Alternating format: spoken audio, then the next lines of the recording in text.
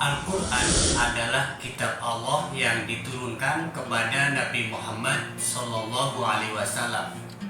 sebagai pedoman dan ajaran untuk seluruh umat manusia. Salah satu ajaran yang terkandung dalam Al-Quran adalah sejarah masa lalu. Setiap sejarah yang diabadikan dalam Al-Quran terdapat nama tempat yang menyimpan peristiwa penting sebagai bahan renungan dan penguat iman bagi generasi setelahnya. Dalam mengungkapkan peristiwa, ada kalanya Al-Quran menyebut sebuah nama tempat, kota, atau negara secara tegas, dan ada kalanya tidak menyebutnya secara tegas. Di antaranya adalah yang pertama, Mekah.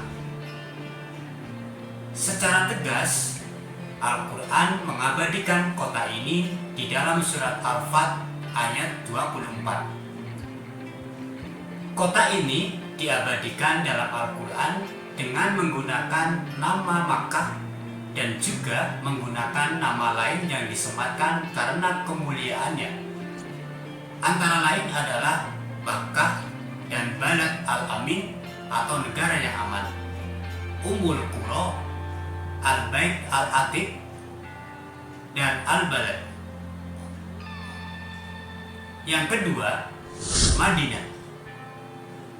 Kota Madinah disebutkan dalam Al-Quran sebanyak 14 kali. Namun, tidak semua kata tersebut merujuk kepada kota Madinah. Ada kalanya kata tersebut berarti kota secara umum. Semula kota Madinah bernama Yasrib. Al-Quran mengabadikan nama ini dalam surat Al-Ahzab ayat 13. Kemudian Nabi SAW menyebutnya dengan Madinah karena Madinah berarti harmoni, sebuah tempat yang dibangun oleh Nabi untuk menegakkan keharmonisan antar agama, etnis, dan golongan. Di tempat ini, jasad agung Nabi Muhammad SAW dikebumikan. Terdapat satu ayat yang secara tegas menyebut nama Madinah, yaitu pada surat At-Taubah ayat 120. Kemudian yang ketiga, Misr atau Mesir, merupakan sebuah negara yang terdapat di Afrika. Dalam ayat Al-Quran, kata Misr disebutkan 5 kali, yaitu pada surat Al-Baqarah 61, Yunus 87, Yusuf ayat 21 dan 99, dan Zukhruf ayat 51. Kata Misr dalam Al-Quran menceritakan tentang sejarah perjalanan hidup Nabi Musa dan Nabi Yusuf.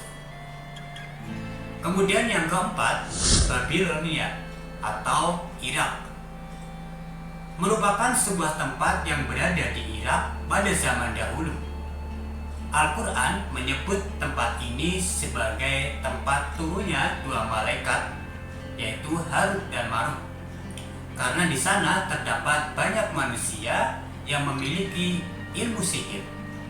Kedua malaikat ini diturunkan bukan dalam rangka mengajarkan ilmu sihir, namun untuk menyingkap hakikat ilmu sihir kepada manusia agar dijauhi, sehingga mereka terhindar dari tipu daya ilmu yang menyesatkan ini.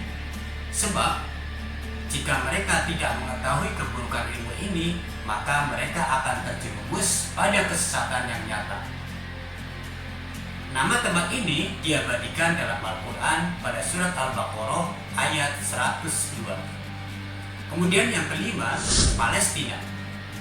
Pada zaman dahulu, Palestina termasuk negara Syam yang mencakup Palestina, Suriah, Lebanon, dan Yordania.